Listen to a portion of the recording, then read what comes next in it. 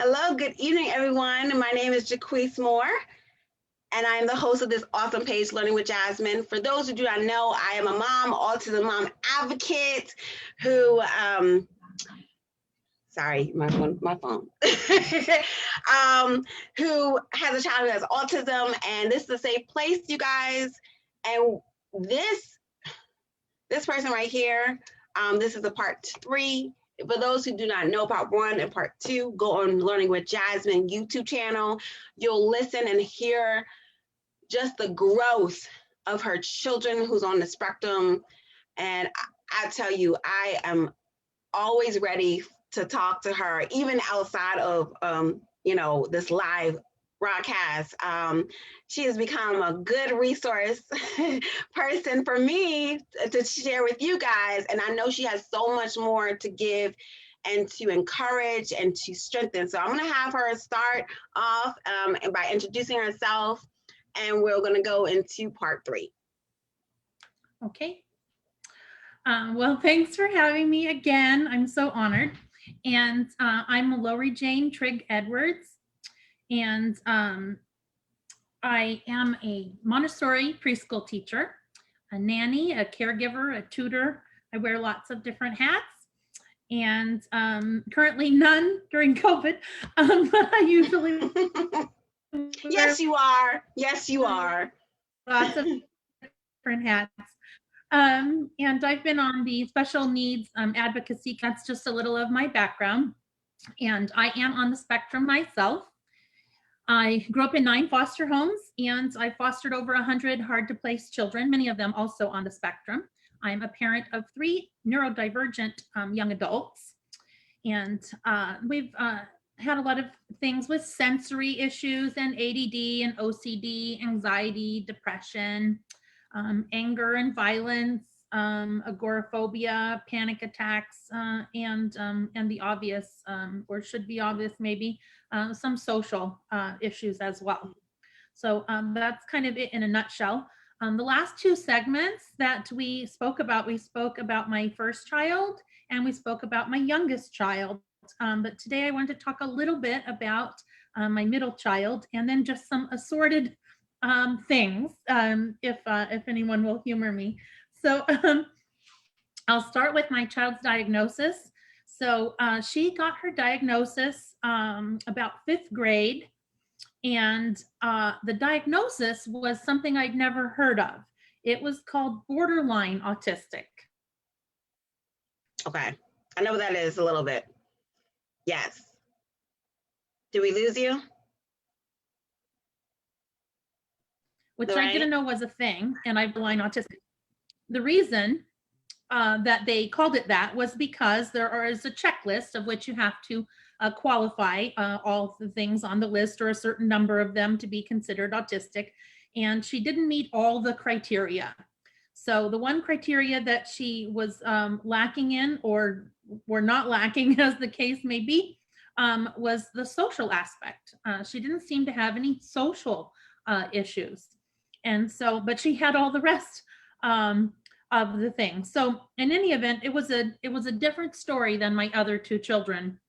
I didn't really know where to go with what do I do when it's, how can I help this child that isn't going to fit into this exact box. Right. Not that anybody does, but this was outside the box, and I wasn't sure what to do with that. So in any event, that's where we started with her. The term that they often use is high functioning Asperger, high functioning autism. I know there's a lot of politics around that right now. It's a lot of controversy about that term, about high functioning, low functioning. You know what? I have to stop right here because I actually am studying. I'm in a 40-hour session to learn more about autism, because I don't know. The more I know, the more it will help my daughter, and all the things that comes along with learning with Jasmine. But they actually said in the program that you should not say high functioning and you should not say low functioning, because that's not the overview of autism. I'm so glad they said that. Wow. I'm so glad they said that, because that is that's my standpoint as well. I didn't know that was my standpoint, but as my children were being raised, it irritated me that people would say high and low functioning. And to me, it was like different functioning, and they weren't functioning the same. One of them was high in one area and one was low in another area. And it just didn't seem like a fair way to describe things. And it seemed to me that they were equally challenging. But people would say to me, "You're so lucky that your child is high functioning." And I was thinking, they practically burned the house down today. How is that? You know, that I spoke, Right, I believe, right, exactly. on my first time with you, I was telling you about this one awful day where 500 awful things happened in the same day. And I remember thinking, how is that? How is that, if that's how, you know, lucky, that how is that lucky? And so my thought process in that is that it's not about being lucky one is high functioning or low functioning. And recently my daughter heard something. I was very taken with it. This notion, I can't give credit to who it is. Maybe you'll know who it is, but their stance was that when you talk about high and low functioning, you're not talking about the high and low functioning of the child. You're talking about how much their autism is noticed and affects the caregiver. That's what those terms are really about. And I was like, wow, I don't know if I ever thought about it like that, but that is when they're talking about if somebody is high functioning or low functioning, it's really what they're saying is about how much they noticed the person's autism. Their low functioning means it was very obvious to them that they were autistic. And if they're high functioning, well, they're just almost neurotypical or normal in their. That makes perfect sense. And that's kind of what the lesson was talking about. And so and how it, you know, how it affects them. And it's interesting. And you guys erased everything that I've said about Jasmine about high functioning. Last night when I literally was like, and I had a Zoom call for those parents that came on. I was like, oh my goodness, like you are nuts. And I literally wrote it on the PowerPoint presentation, and I was like, I need to change that. I can't say high functioning anymore. That is not the right term to use. And that is so true. I'm glad you brought that up. And I was like, okay. See, that's what happens when you educate yourself, you guys. Exactly. And it changes all the time. You know, I kept saying that my children were Asperger, and I kept getting these looks from people. And I thought, what is that look about? And they said, Asperger's not a thing anymore. Don't you know? They're just called autistic. And I was like, since when? So, you know, things grow and change. Every day things are growing and changing in the autism field. And in any event, you know, some autistic people find it offensive when you talk about high or low functioning.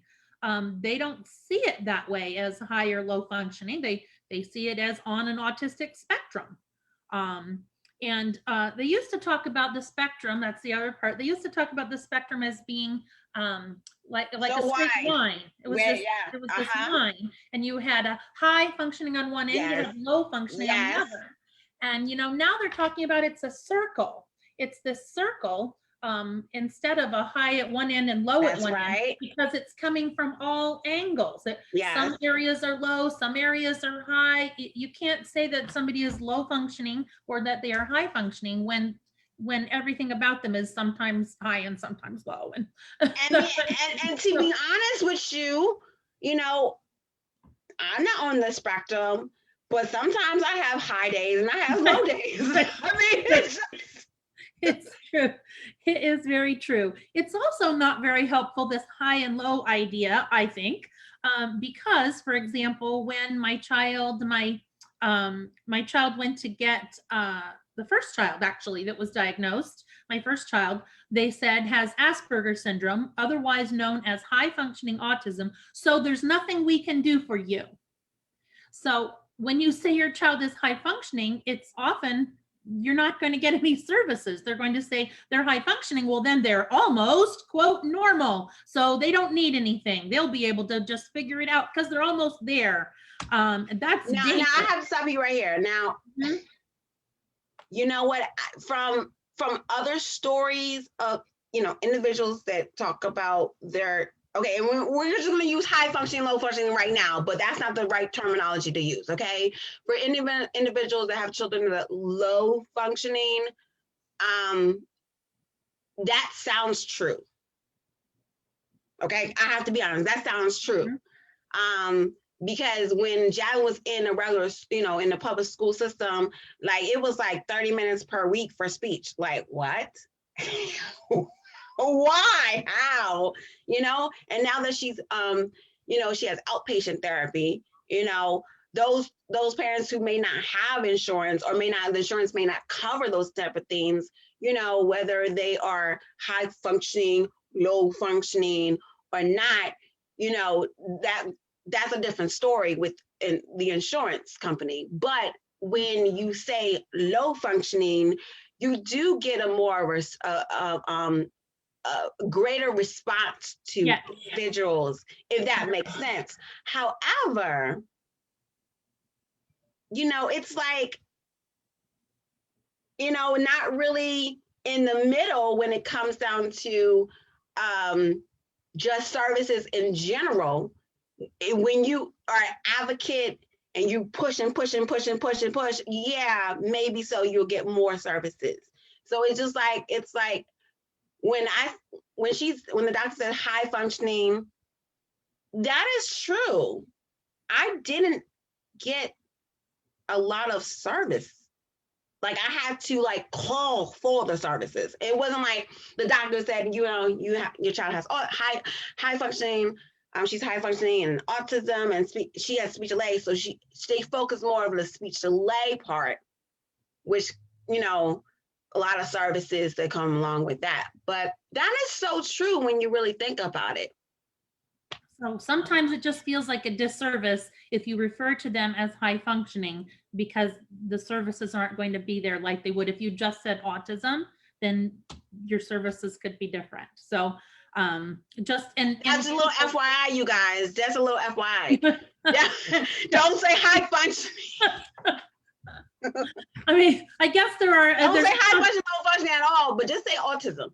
Right. You know, just say autism, because, you know, and that makes sense, you know, but when you don't know and you go based upon what people in the medical field or any specialist that says it, you're like, okay, let me use those terminologies. But when you're really thinking about and when you really study those things, I literally just studied that like 3 days ago.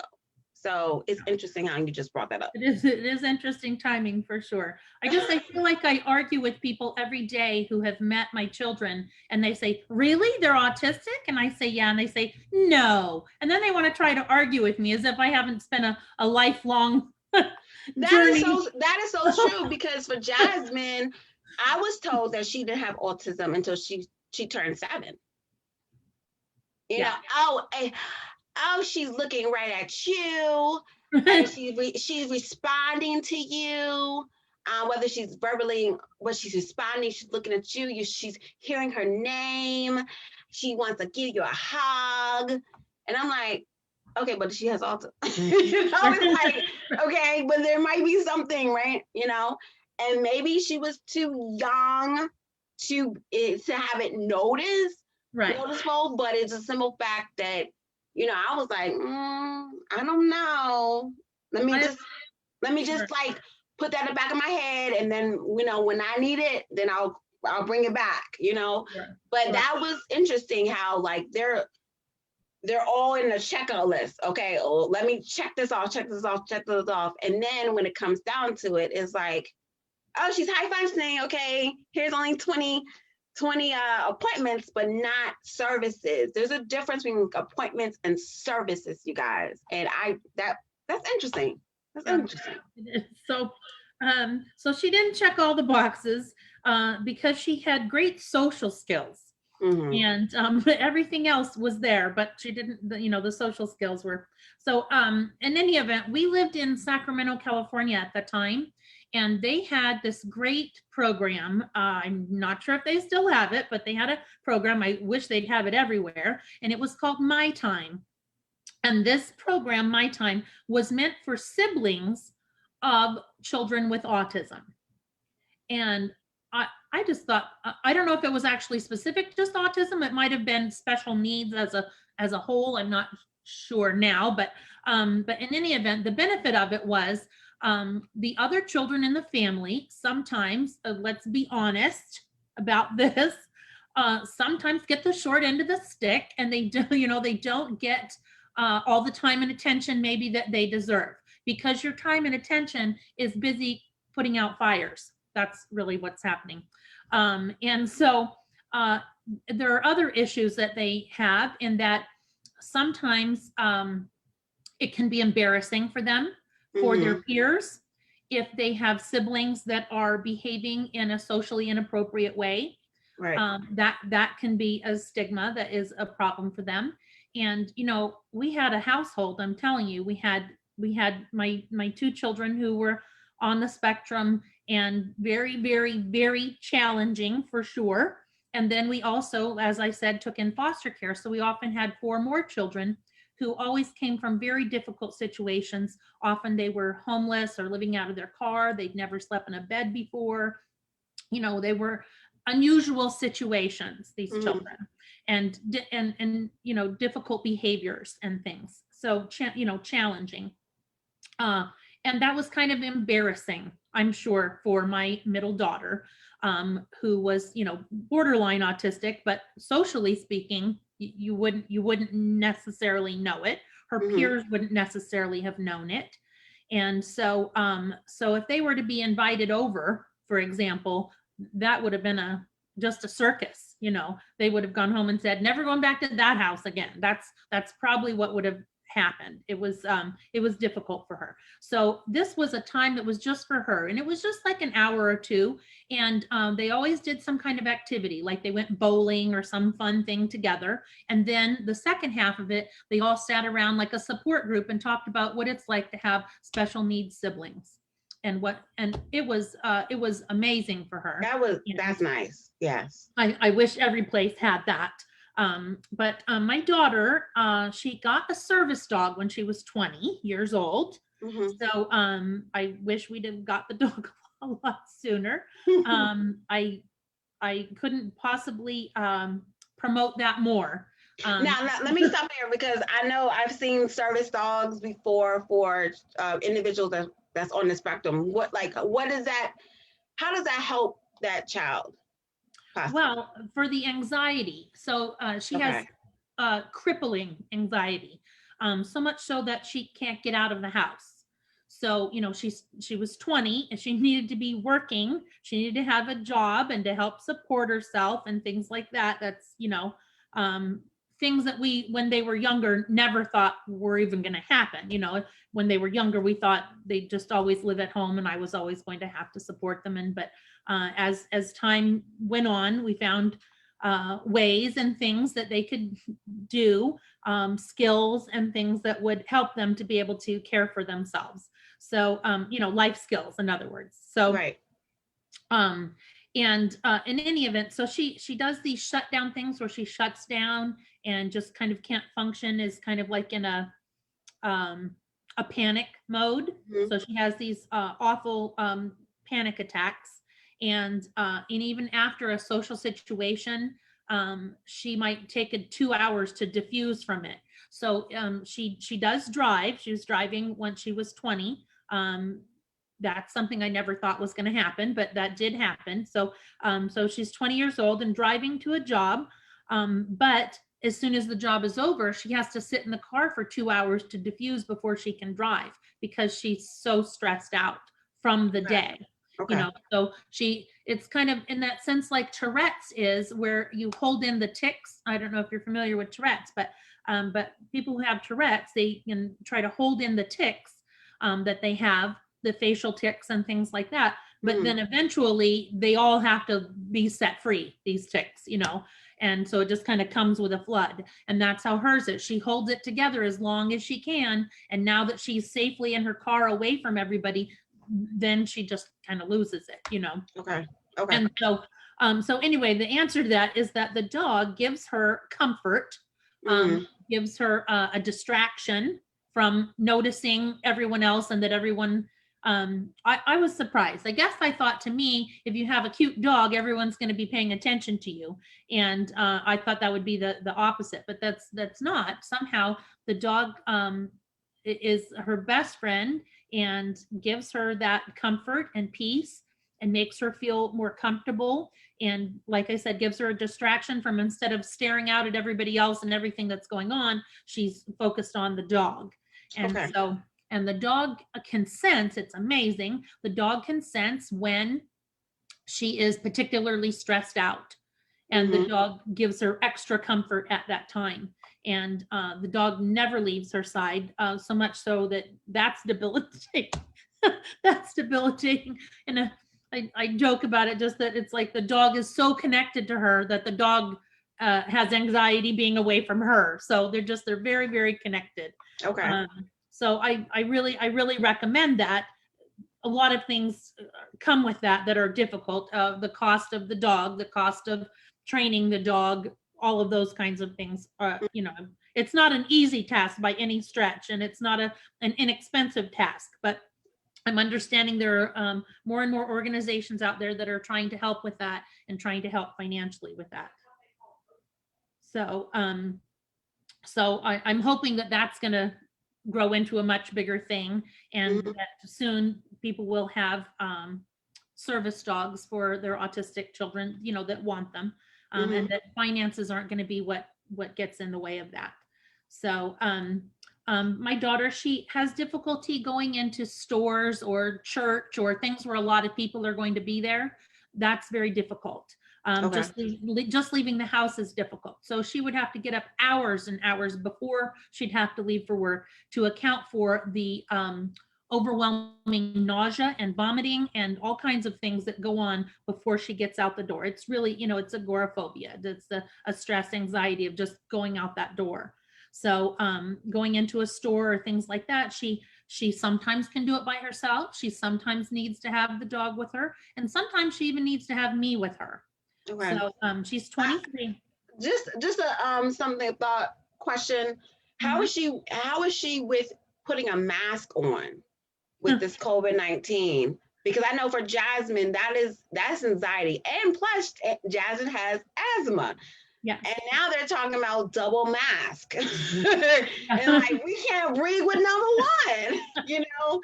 So well, it's funny that you mentioned that she stays home most of the time, but then it's like she needs to come and go out to play. She needs to do, you know, whatever else that comes along with it. So that is what that's a challenge right now. Well, that's a very good question. So I have asthma, and so do all of my children.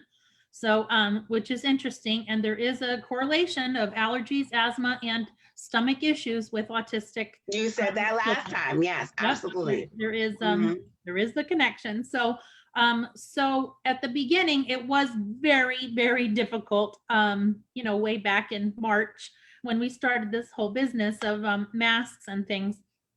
I found it, I think, more difficult than my children did, strangely. I felt like I was being suffocated, and it was scary, and the stress then kicked in the asthma. So then I really couldn't breathe.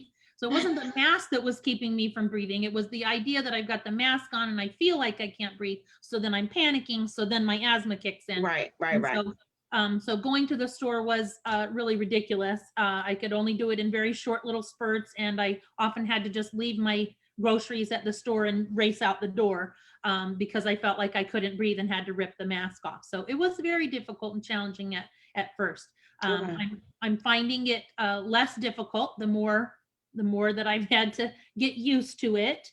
And sometimes I do use two masks. I'm having to learn all kinds of tricks of the trade. How do you do it so it doesn't fog up your glasses? And how do you put one that doesn't make you feel like you're suffocating, but is covering everything it needs to cover and all of that. Right. Kind of so okay. I know you asked about my daughter, and I went off on that tangent, but she seems to be handling it well. But again, she's not going out that much.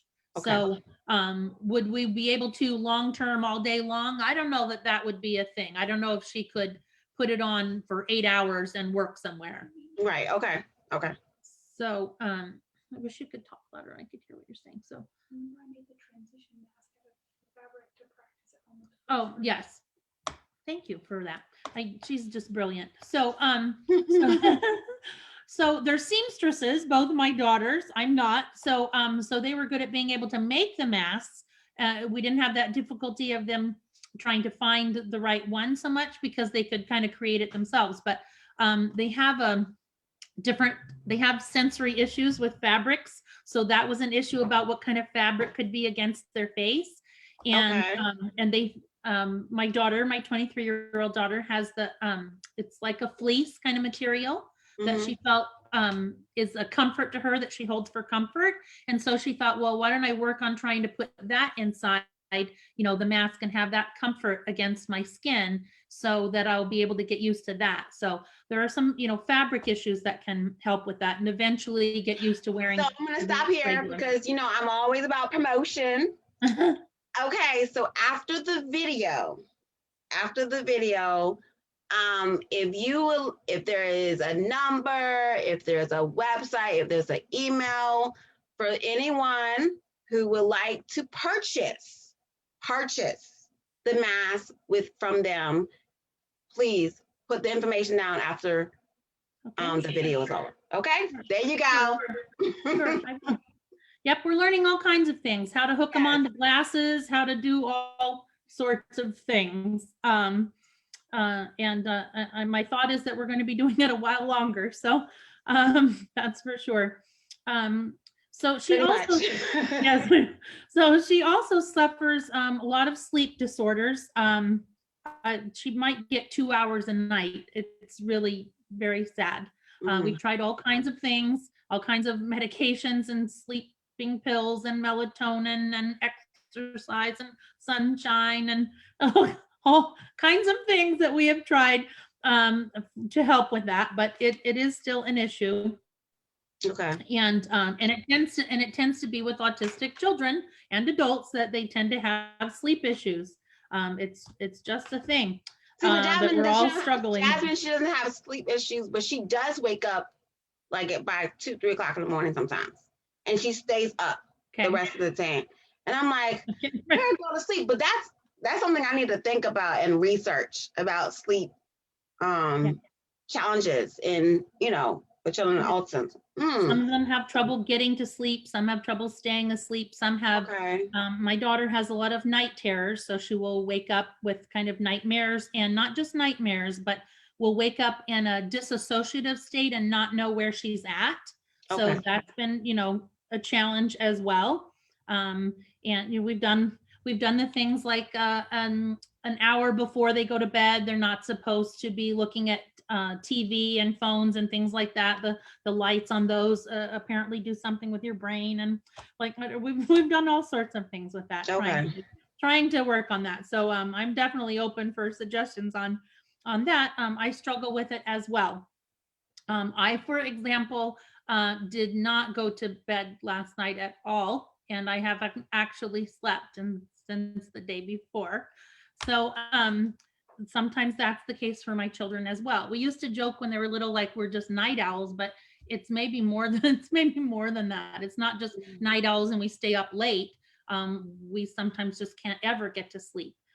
There's so much going on in our brain. Yes. And I described it as like a movie being played. So if I lay down and I'm trying to sleep, there's a movie playing, and it's that's true. That's true. Yeah. And I can't make the movie stop or go away. See, for me, it's when anxiety for the next day. So like if it's something going on that I'm so excited about, then my brain cannot sleep. So I understand. I definitely understand. It is like a movie. Yes. Yeah, it is. And we tried all kinds of medications for not just for the sleep, but for, you know, lots of issues. We've tried natural things, and we've tried medications from doctors and therapists and things of that nature. And I can't say enough that you have to find the right therapist. If you're going to see a therapist, sometimes people just go to one therapist to talk out their problems and issues and things, and they just don't mesh, and they never go back to anybody again. They say therapy didn't work. And I think it's important to note that one therapist not working doesn't mean that therapy doesn't work. It just means that therapist wasn't the right one for you. That's what that means.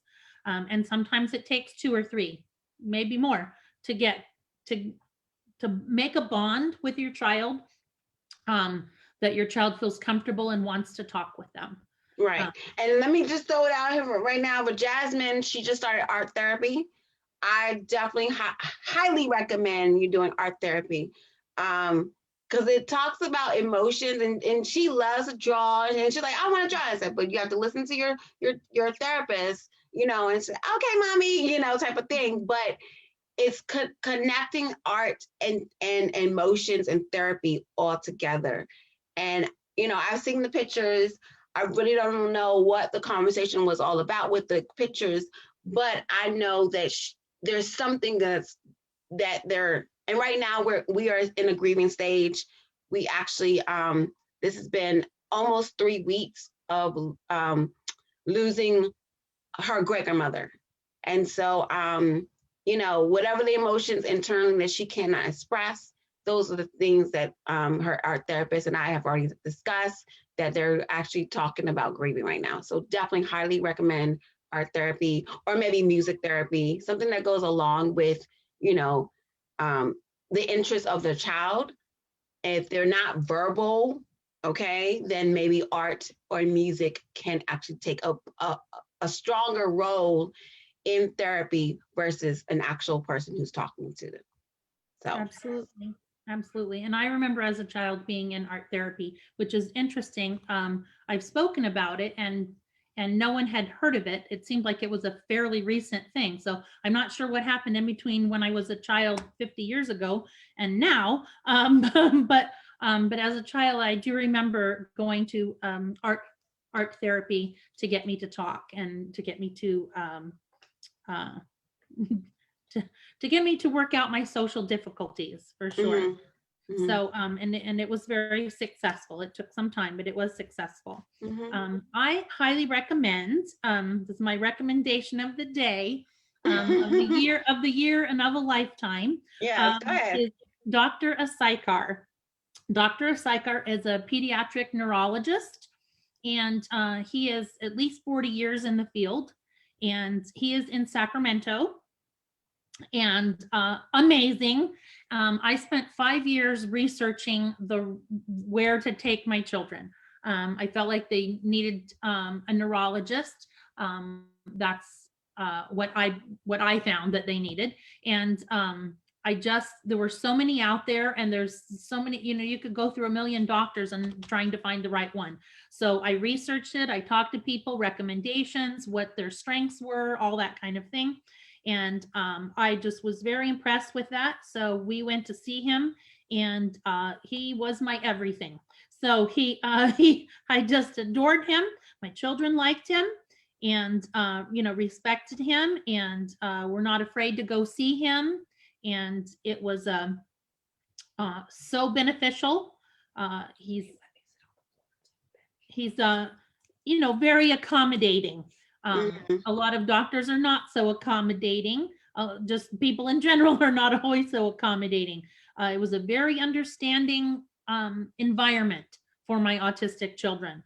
If you didn't want to sit on the table or bench or wherever, if you wanted to sit on the floor in the corner, that was fine. If you wanted to crawl under the table, that was fine. Whatever you wanted to do to make you comfortable during that visit, it was fine. And that was wonderful. And my children for once felt accepted, and it was amazing. I'm just saying. So anyway, for all 3 of my children, and for myself, even though he's a pediatric neurologist, he saw me as well, probably as a courtesy, I don't know. But also one of our foster children that we had severe seizures. Every 15 minutes he had a seizure. And so knowing how much he had helped us, I thought, how about it? So we took him, and that child is free of seizures now. So their life is totally changed. And so I just cannot possibly speak highly enough about. It's ASAIKAR, Dr. Asaikar, and that is in Sacramento. Um, Another thing I wanted to talk about with these social issues is we had monthly parties. Now I realize that's not up everybody's alley. I'm kind of a social butterfly only in my own home. I don't like to go to other people. I don't like to go to other people's parties, but I love to throw my own parties and have people that I want at my parties that I can control who's there and what we're doing and what the food is. Yeah, I gotta make sure about the food. So my children, every month we held a party. They each got to have a party.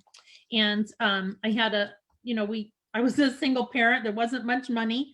But I had $50 is what I allocated and scraped together. And we went without some things, but it was important to me for their social reasons that we have a party. Now, some of you are probably thinking, a party with who? My children perhaps don't have friends. Well, mine didn't have friends either. So that was how we got friends. When people hear there's a party, people want to come. So that's how we got friends. We had a party. And those popular kids, they don't like to be left out of stuff. And so if somebody's having a party, they want to be a part of it too. So next thing you know, we had I'll call them outcasts for lack of a better. There were some children on the fringes that maybe didn't have friends, and they were there as well as the popular kids. Everybody was at the party, and everybody loved the party, and everybody got along at the parties, and they were great, and they came to look forward to them. And that was fun to be creative, to come up with what can we do with our $50 for the month for all three of you to have friends over. People, I say friends, they were acquaintances, they weren't friends, but eventually they became friends. That's how that worked. So I would highly recommend that you think about that. My middle daughter had a party once, and she only invited, it was a very cool way. She had an invitation for them, but it was like to make them feel like the cool kids were not invited, kind of thing. It was like a outcast party, so to speak. And the popular kids were pretty bitter about it, that they didn't get to go to so I'm not saying that's the way to do it. I'm just saying that is something that happened. And no one wants to be left out. Right. And they wanted to feel special too. And it was great. And it went on for years and years that we did that. I highly recommend that you figure out ways to incorporate social things in your home.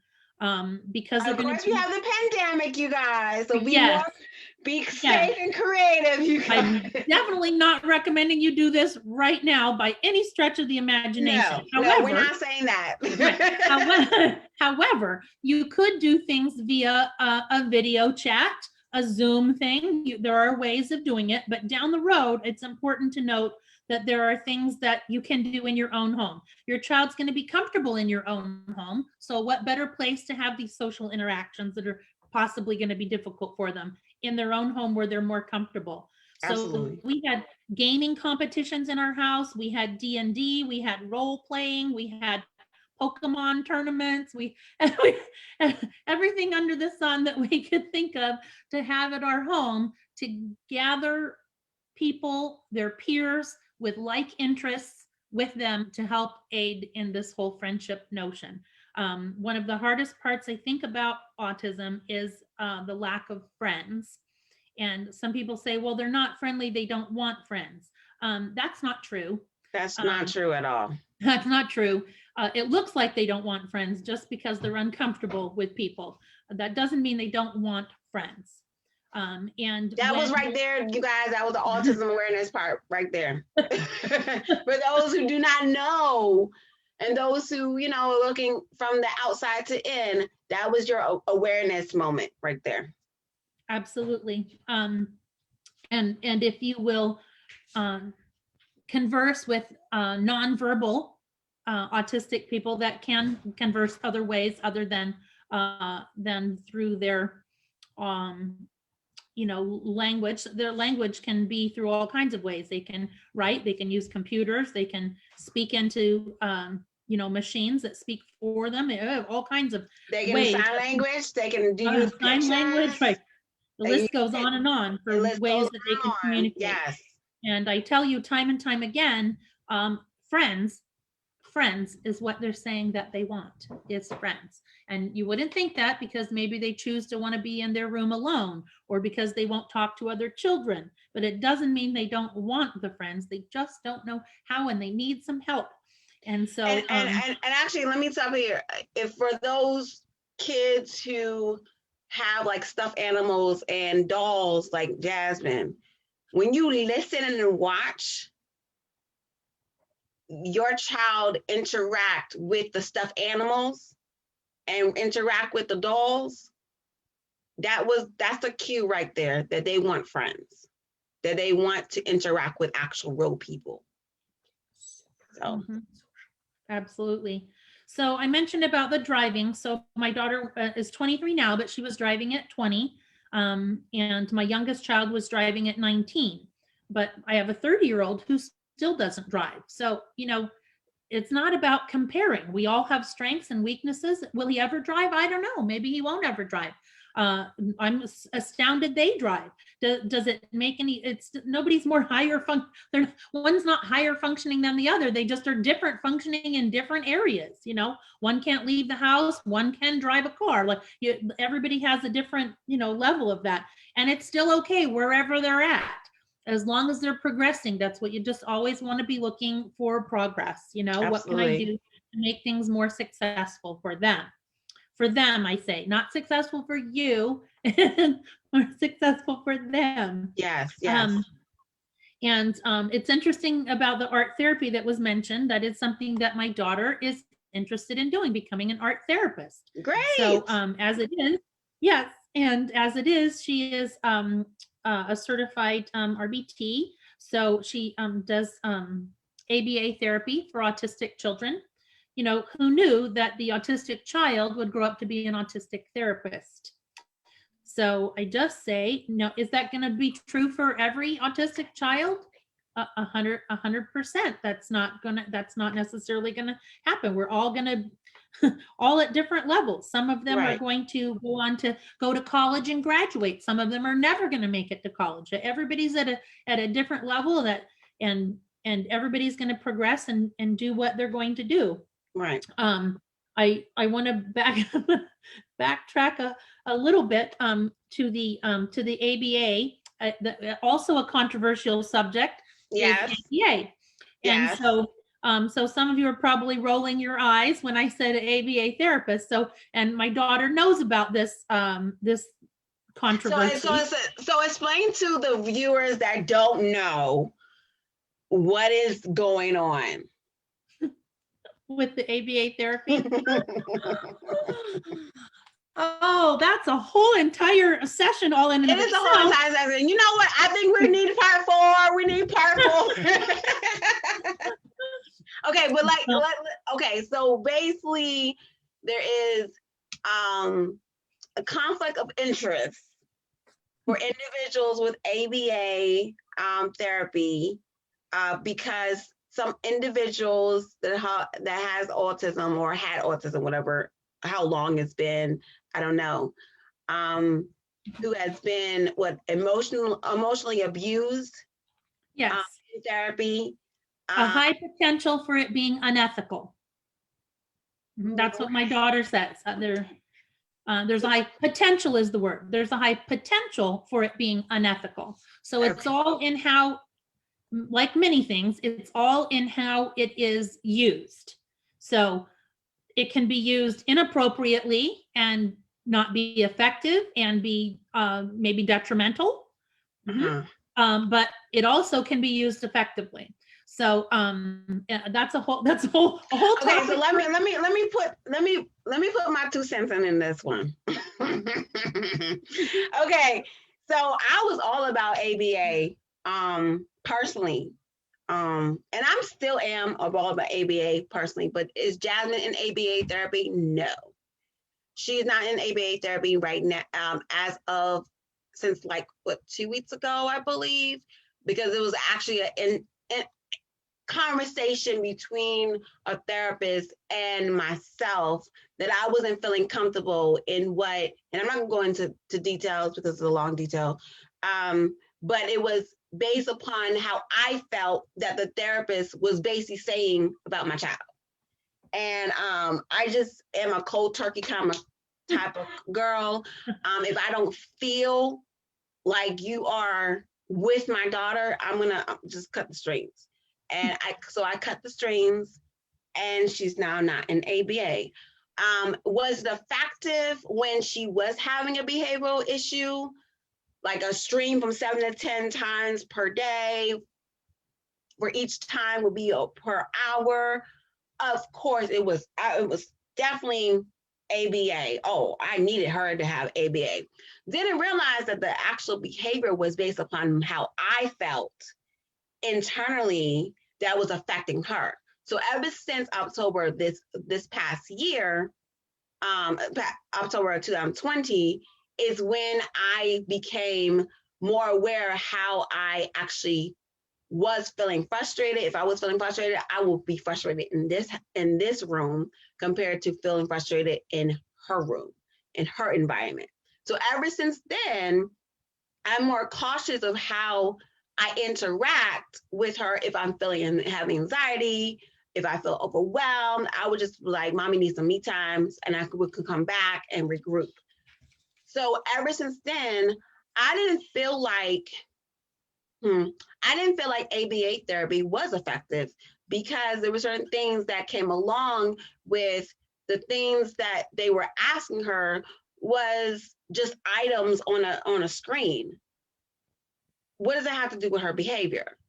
And so that is why I was more like, okay, let me listen in, let me be aware. But then when there was a comment about what was going on in the conversation that previously between therapist and myself, and I wasn't comfortable in receiving that information, that comment from her, I was like, no, if you're open enough to say that to me, then how are you thinking about with my child?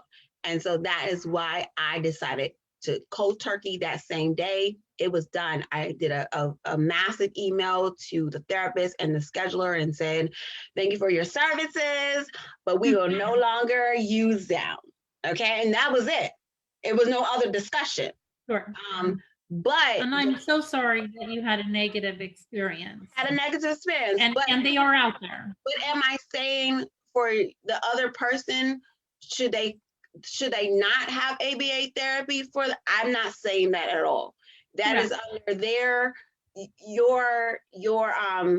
your belief system, whatever it is. But am I studying? I'm doing those 40 hours, which your daughter was probably doing those 40 hours too, to be RPT. Sure. Am I deciding to do RPT? Probably not. But I want to know about the information as the mom. And so maybe later on I want to do RPT, that's fine. Sure. But I am really, it's not my place to tell a parent, no, you should and should not have ABA. Well, and just like other therapies, it has to do with the therapist. There's a philosophy, but what one person does with a philosophy and what another person does with a philosophy are two different things. I'm a Montessori teacher. One Montessori school is not at all the same as the next Montessori. They're based on the same philosophy, but they go about it two entirely different ways. Right. So if you went to one therapist and the therapist didn't work out, it doesn't mean therapy as a whole is, null and void and doesn't work. It means that therapist didn't work or their way of doing it didn't work. So I just like people to keep an open mind about it. That's all I'm saying. And you know what? And be honest with you, I have a bachelor's in psychology, and most of the things that I'm learning now about autism, and just even eats, the part eats, it goes along with escape, attention, tangible and sensory. And people was talking about, oh, don't say that. But that is what psychology is.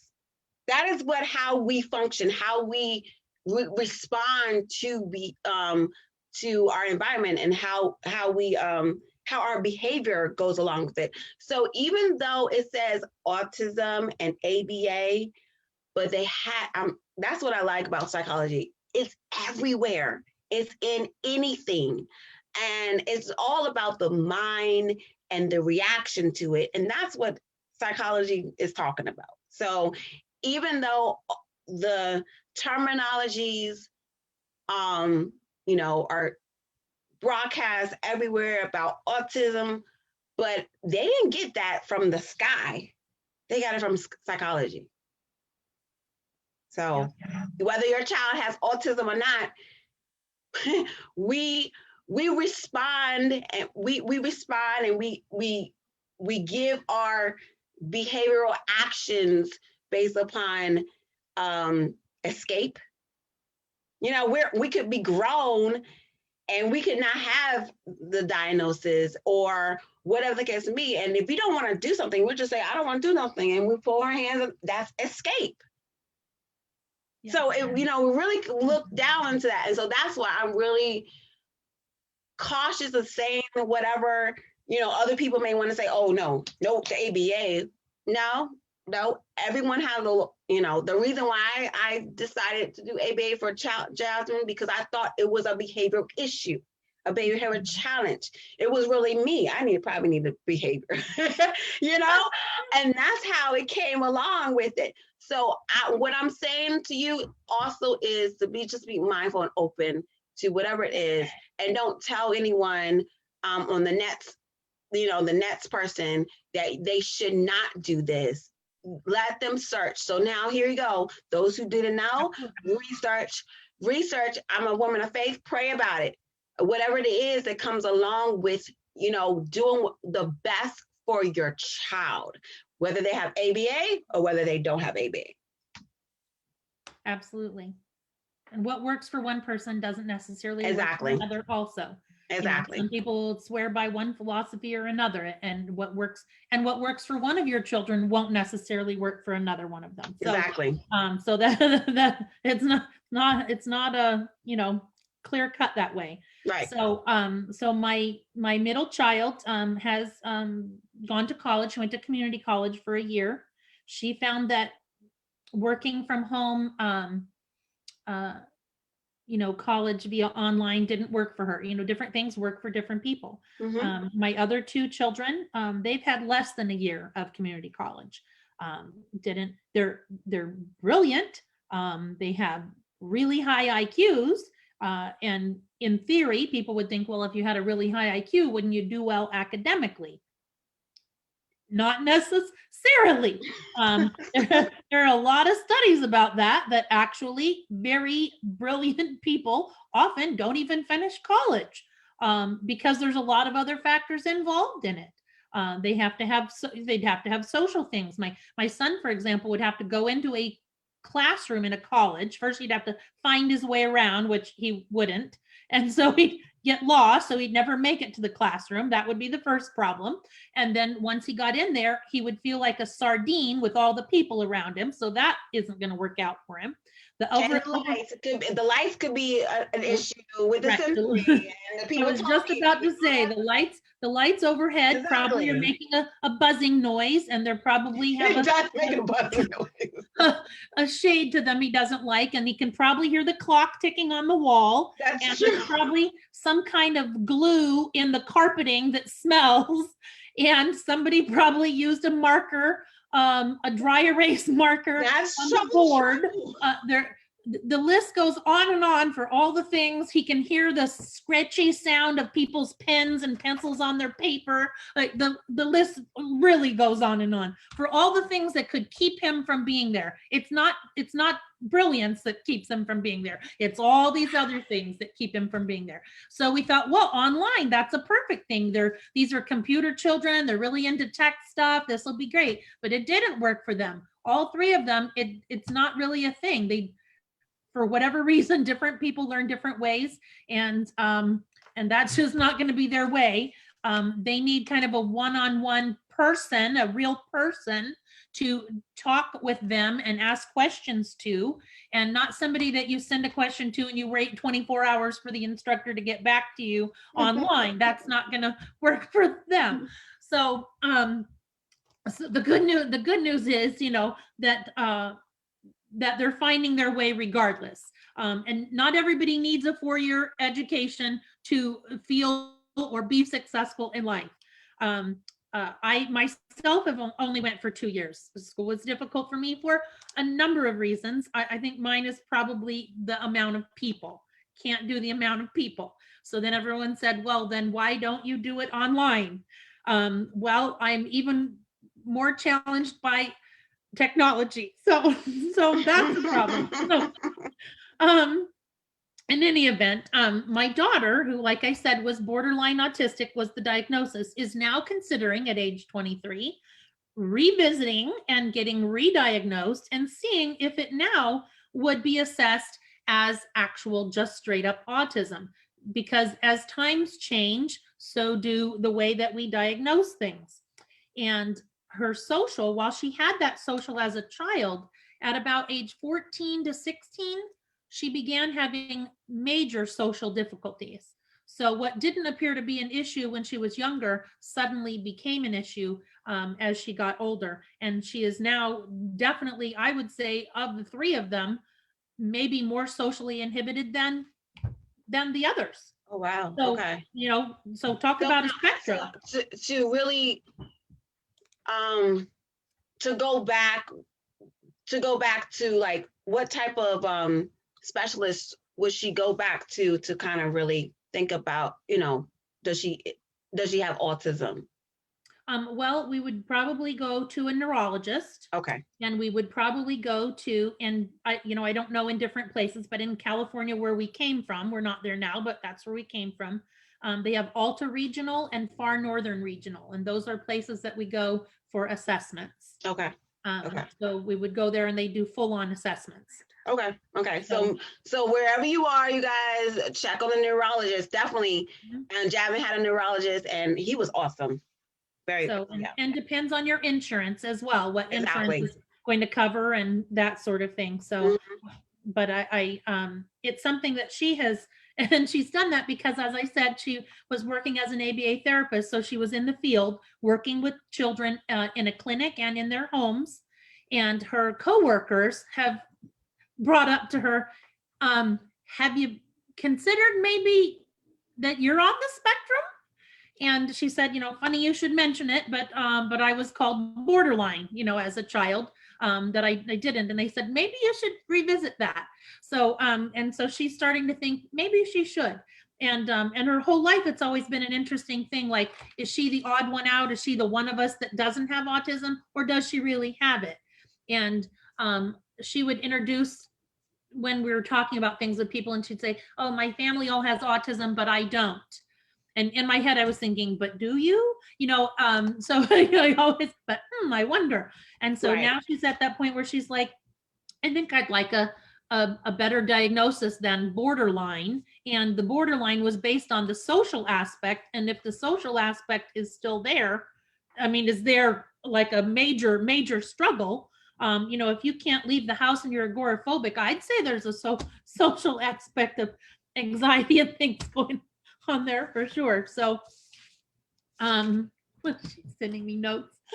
Also, there's lots of new research. You can always join into the call. There's also lots of new research on different traits in girls, including masking, which I think we touched a tiny bit about on our first little seminar deal that we did, about how it is different in girls. It's seen different, and girls appear to be masking their autism. Traits in boys. Because the traits were studied in boys. You want your own show, baby? You can join. You don't have to. If you don't want to show the face, that's fine. But you can still talk, because we can still hear you anyway. Don't you love this live videos, you guys? I love it. It cracks me up. So there was something I wanted to tell you about in the last two sessions, but I want to make sure I get in today because we ran out of time. There's so much to talk about. But it is people who think that autism is the worst thing that could happen to them, the worst thing that could happen to their children. These are doomsday people, and they make me so sad and frankly angry. It's not the worst thing that could happen to you. No, it's not. And I'm here to tell you it's a blessing. It is not a curse. So for those of you that are thinking you were cursed or your child was cursed, I'm telling you, you need to study up on it because it's not a curse. And you should feel, I'm serious about this, blessed. You should feel blessed to have these children in your lives. And if you're the one with autism, you should feel blessed. Oh, I'm about to cry. Because you're about to cry. I'm about to cry. I'm telling you. So my son, when he was 16 years old, he said to me, Mom, if they ever create a pill that will take autism away, I wouldn't want to take it. And I said, why is that? And he said, because then I wouldn't be me. Out of the mouths of babes, I'm telling you, he wouldn't be him. That this is who he is. He doesn't want to be somebody different. Now, I'm sure there are plenty of people, and he was one of them when he was younger. I think all of my children when they were younger said, I just want to be normal. That's what they thought. They wanted to be normal. Well, they've come to embrace who they are, their strengths, their weaknesses, and they like who they are. And they don't want to be anybody else. Because whatever normal looks like, they are like social and emotional. They're having social and emotional challenges right now due to pandemic. They're sky high of whatever walks of life of a child who is just so consumed with social media and all this other stuff that there's sky high of even suicidal thoughts and attempts, and just all want to be accepted and all those type of things that comes along with just being human. Right. Just being human. So I don't like the normal stage when they talk about like we said, the low functioning or the high functioning, but also the I don't like the normal piece that comes along with, okay, if that child does not meet right here, right, then we're gonna be talking about if they have any other diagnosis or they're behind, whatever it is. It's all about environment. It's like, not saying that one child is smarter than the other child. It comes along with a lot of things that goes along with academics. It goes along with a lot of things with social and emotional, and so I hear you when it comes down to the normal stage of life. What is normal? We don't know what normal is, because everyone is having challenges. Everyone, from race to location of where you live, and the boy versus girls, and all that comes along with everyone is having challenges. So what is normal? So why not accept who they are, embrace who they are, embrace their strengths and weaknesses, even find humor, and I don't mean make fun of, I mean find humor in our things. We mentioned once before about how if somebody gave me 8 extra hours, I would still be late. That's you can find humor in that, of how funny that is, that you're going to be late. My husband, who I believe is on the spectrum but is not diagnosed, lived across the street from church, but he was late for church every time. How is that possible? literally across the street. but it's because 5 million things will crop into his head as he's going out the door. Oh, let me just get a drink of water. Let me just use the restroom before I go. Let me just, well, now I need to check the oil in the car. Like, it's just so many things. And yeah, so, like you're late on Zoom with a class. You can't go, you're not going nowhere, but you're still late. So it's important, you know, I think it's important. We talked about this a little bit before about our strengths of their interests. Right. That is where they're going to get a lot of their self-esteem, is from their strengths and what their interests are. Right. And the people say, oh, well, you know, my children aren't into sports and things. Well, a lot of autistic children are not into sports. They don't tend to be gifted in the gross motor skill area. Yes, some of them are. There are exceptions for sure, but a lot of them are not. And there's so much more than just sports out there for entertainment and for engaging your interests. So we found unusual things that worked. So my 23-year-old, robotics. It was robotics that she was interested in. That's where she got her self-esteem from. She was in robotics. Her team made it to the world championship 2 years in a row. That's amazing. Amazing. Yes. To feel like you were a part of that, that is amazing. My son was in fencing. I don't know that I even knew what fencing was before he was in fencing, but he found fencing and he was like, how about I try this? And I thought, sure, if you're interested in it, you know, it's something that's going to engage you with other people. It's going to give you skills. It's going to be exercise for you. Why would I say no to that? And so he was involved in fencing, and my youngest was involved in belly dance. I would have never thought. I thought no child of mine is going to gyrate around. That's not going to happen. And so I was not on board with the belly dance plan at first, but eventually I found one that was more of a cultural aspect than it was something else. And so that's the line I got her involved. She was 6 years old, having the time of her life. I took her to this class, and they said, we would like her to perform this grand thing in this grand event in Sacramento. And I said, well, but she just started. And they said, she's a natural. She's dancing better than people who've been dancing for years. So, you know, we all have our strengths and weaknesses. That happened to be that child's strength. And we had baton twirling with fire.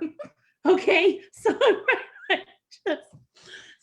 I'm just saying, Mom, you're brave. You're brave. I'm just saying, it doesn't have to be soccer and t-ball only. There are other things out there that you can look into. Jasmine's the arts. Jasmine is the art, the music, the ballet, the piano. She's in that. Yes. Absolutely. Yeah. And we tried. My youngest tried.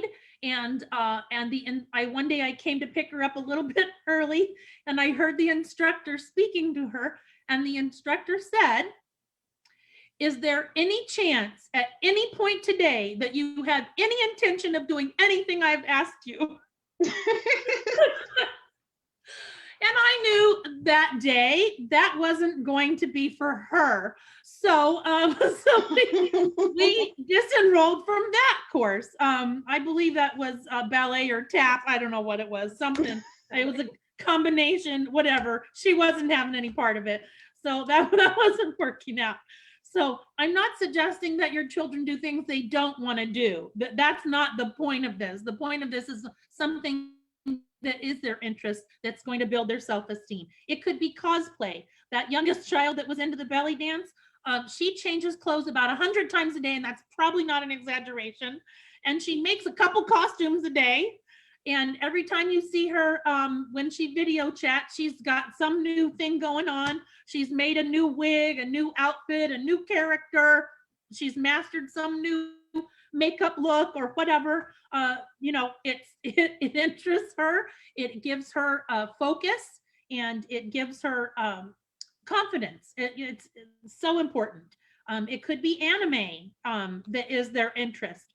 My son was 10 years old. He had no friends, and we lived in a tiny little town. And I tell you, I thought life was, he didn't have his diagnosis yet. So we were in really the throes of, I can't tell you the chaos we were in. But he didn't have any friends. I didn't know what to do. And we were at a grocery store, and there was a little boy who was wearing a shirt with an anime character on it. And my son saw this anime character on it, and he walked over and he talked to him. It was the first time. He was 10 years old, and he went and he talked to another kid. Why? Over an interest that they shared. So its interests are so important. And from there grew an obsession. I won't, it wasn't an interest, it was an obsession. Yes. For sure. But it is what enabled him to be able to communicate with somebody else, to hang out then. Then can I go to this boy's house? Can we then play this thing together that we want to play? Can we collect these cards? Can we play these little tournaments together? It was the start off, the starting point of life really changed for him that day. So I'm just saying to you, find out what their interests are. Yes. If you're saying to me, we don't have the money, I get it. I was a single mom with 3 kids. I get not having the money. Find way. I'm just telling you, find ways. My husband left us because special needs was too difficult for him. So he left us, and I told my daughter, we can no longer afford all these things that you're involved in. All I can afford is one thing. I want you to pick one thing that is of interest to you, because we were in a lot of things. And she picked Girl Scouts. And I'm telling you, for those of you who think that's camping and cookies, it's not camping and cookies. She picked Girl Scouts. That was the smartest thing she could possibly have done, because Girl Scouts isn't just anything. Girl Scouts has a million things involved in it. And that is actually what led her to the robotics, because the Girl Scouts went on an event at a computer place that had a Lego thing going on, and she watched some things going on there, and that's what got her interested in the robotics. And from then on, it was robotics for forever. And so I'm just saying to you, Girl Scouts can be free, even if you say, well, I can't afford Girl Scouts. They have a program where they will pay for it for you if you do not have the funds. We didn't have the funds. We had to go on charity and have somebody else pay our way so my children could be involved. I mean, so I'm just saying, do what you have to do to make it work for them. Maybe my son was really interested in botany. And so I found somebody in the community that loved talking about botany. And so she would sit and talk with them and teach him and take him on little nature walks and show him all kinds of stuff out in nature. Didn't cost me a dime. Okay? And because of pandemic, you guys, there's a lot of things for free right now. So, you can find a lot of things, a lot of virtual meetings and virtual tours on Facebook, and if that's basically for free. You can find virtual tutors, varsity tutors? Varsity tutors, they have some things for free right now. So there's a lot of opportunities that we can just plug an interest. And also I want to say, not only just interest, but motivation. Keep them motivated, whatever it is. So, that is so important. Awesome. Absolutely. Awesome. And their obsessive interests, instead of rolling your eyes at, oh my goodness, now I have 105 pandas, because we did have 105 pandas once. Instead of being upset about your collection of whatever it is that we're collecting at the moment, and because we've collected just about everything, use that to your advantage. So my child was really into counting. She counted things all the time. That was an obsession. Counting the ceiling blocks, counting bricks, counting whatever she could count, was always counting something. What do you think she's doing now? an accountant.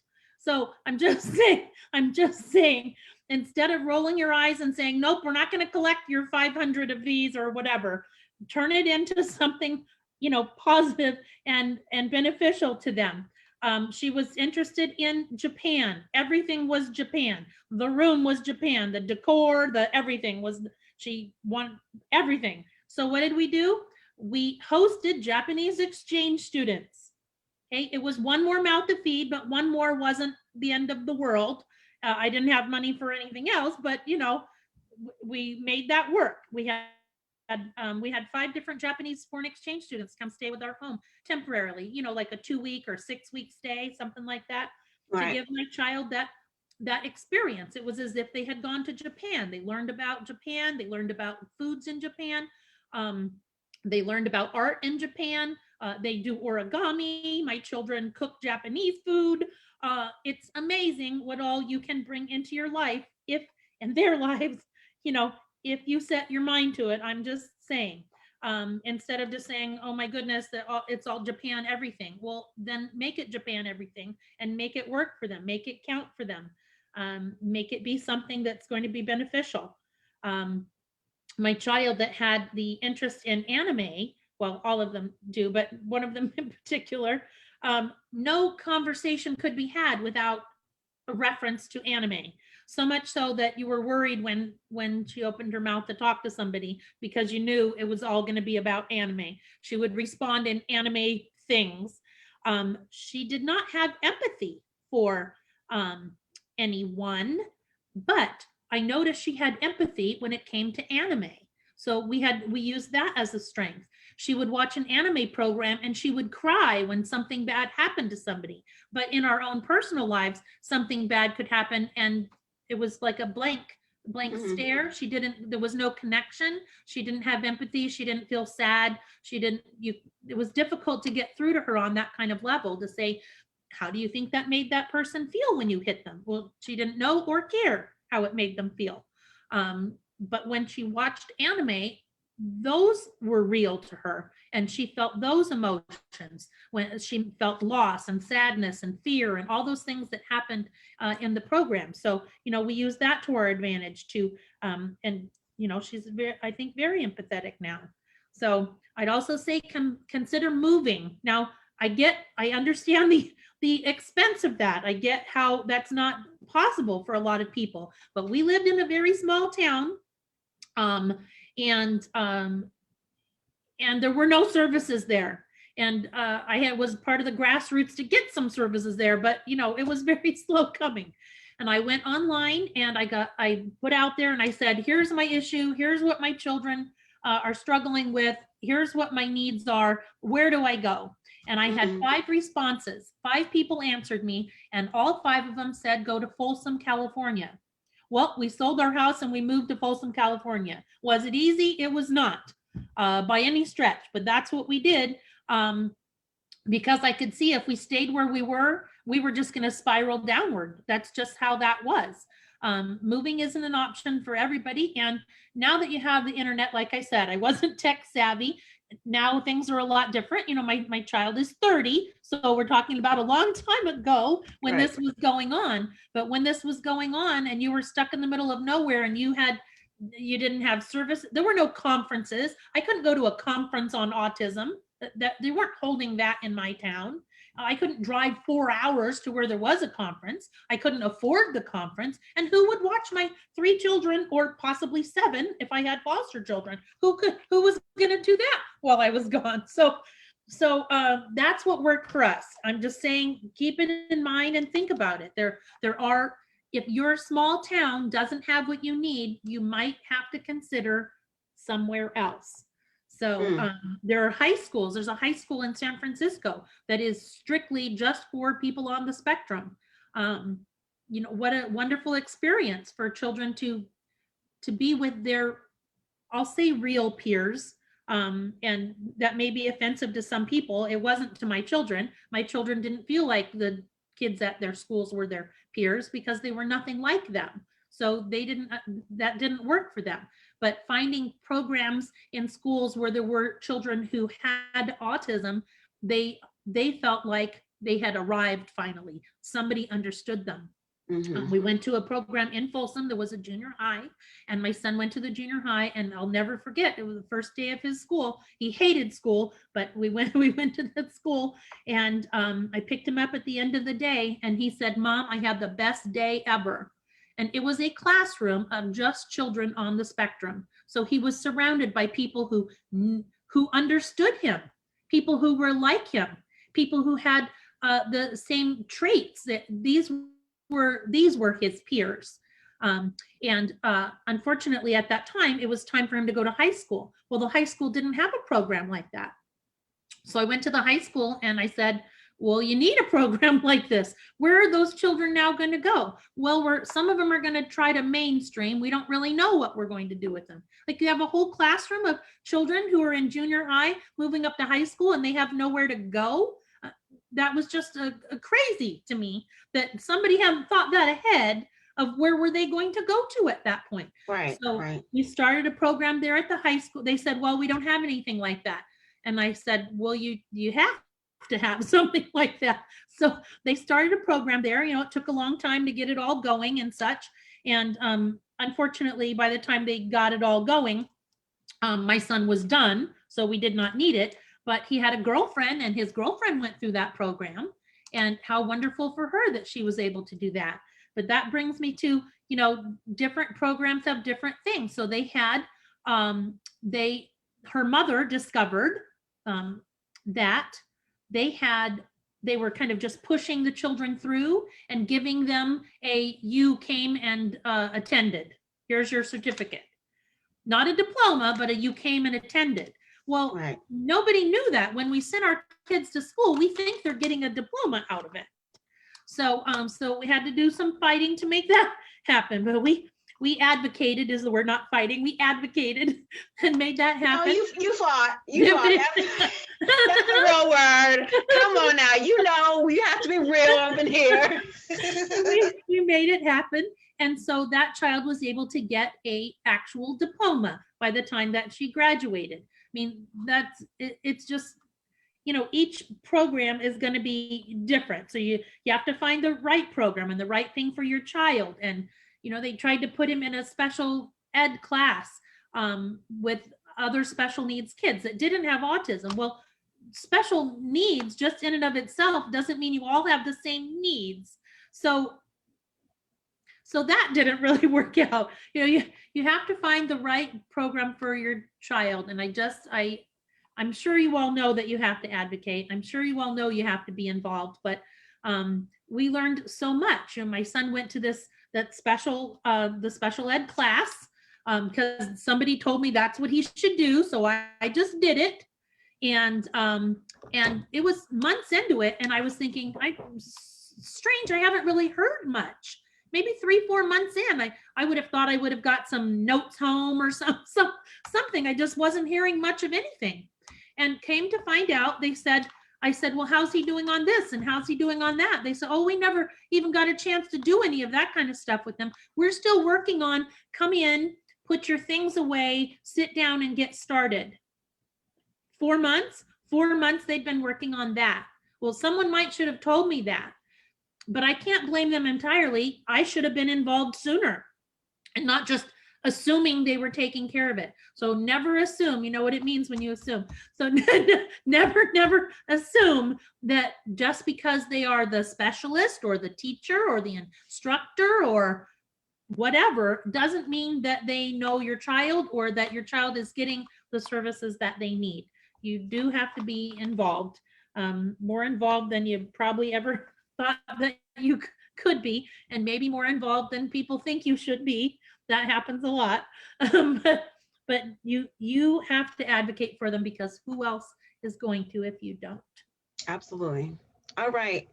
That was everything.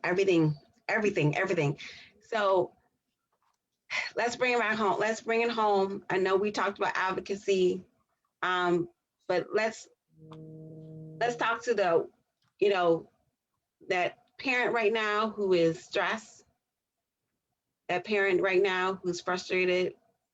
Can you give some encouragement, and we're going to bring it home? Absolutely. Well, it's hard. We're not gonna lie. It's hard, but it's rewarding for sure. And I just want you to think about.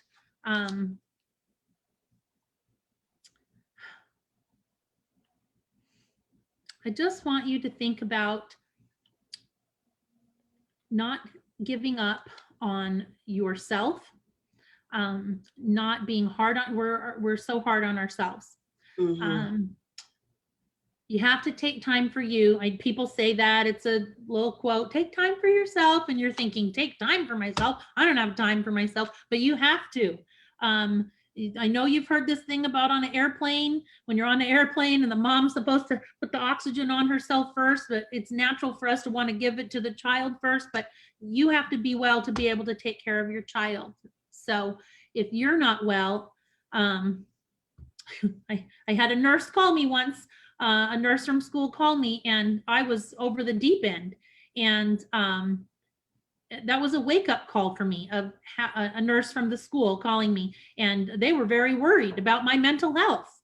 And that was a wake-up call for me, that I am the one taking care of my child. If I'm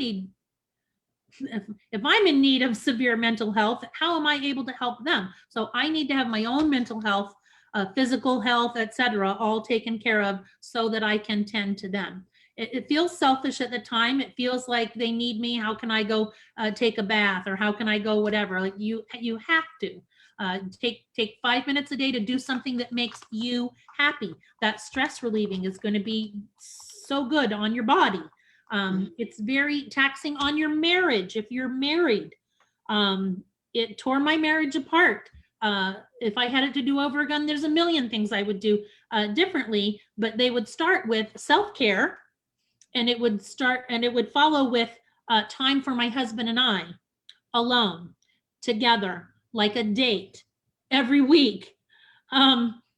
We lost ourselves. We were so busy dealing with the trauma at hand, and it was trauma, the trauma at hand, and everyone else's issues and problems, and our 3 children and the 4 foster children, and etc., that we lost sight of us. So that would be my closing message to you, is about taking time for you. And by time, I don't mean an hour. I'm just talking about a couple minutes. If you just take a couple, ask somebody, whatever, just watch my child for 2 minutes while I go out and while I go out and sit under a tree and just take a breath and just enjoy the nature. Find something that helps you to relax. Nature is amazing, and it's free. Nature is free. Nature is free. You don't need well, you might need a spa day, but you don't have to have a spa day. You could just have a layout in nature day. You lay out in nature for 5 minutes and look up at the sky, look up at the leaves, whatever. Do those things. That maybe it's reading that makes you happy, then read. Whatever it is that maybe you have a hidden talent that you haven't been able to use because you're so busy taking care of children and their needs. Then take a few moments a day to nurture that. Maybe you like to paint, maybe you like to write, draw, whatever it is your thing is, sculpting, something, redecorating, whatever. Just take care of yourself so you can take care of them. Absolutely. Absolutely. You guys, I told you that this is part 3. And technically, I want more. I want more. All right, you guys, it's late, but I hope you all can come back and revisit and rewatch it and share, and it will be on YouTube probably by tomorrow, so you can share the link for those who do not have Facebook. Thank you all for coming on. And Wednesday we have 2 live events on Wednesday. So definitely check on my page and look at the event information, and see you guys on Wednesday. Thank you, Lori. Sure. Thank you. Bye-bye. Bye-bye. Bye.